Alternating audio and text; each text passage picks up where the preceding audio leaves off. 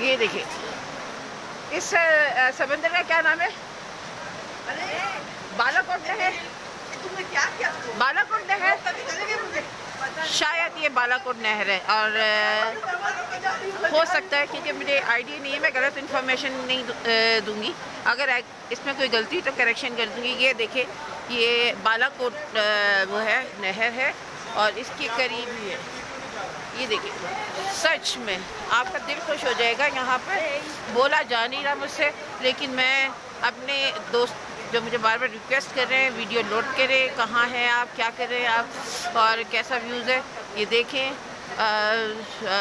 मैं कसम खाती हूँ, मैं झूठ नहीं बोल रही हूँ, बहुत बहुत बहुत खूबसूरत मंज़र है।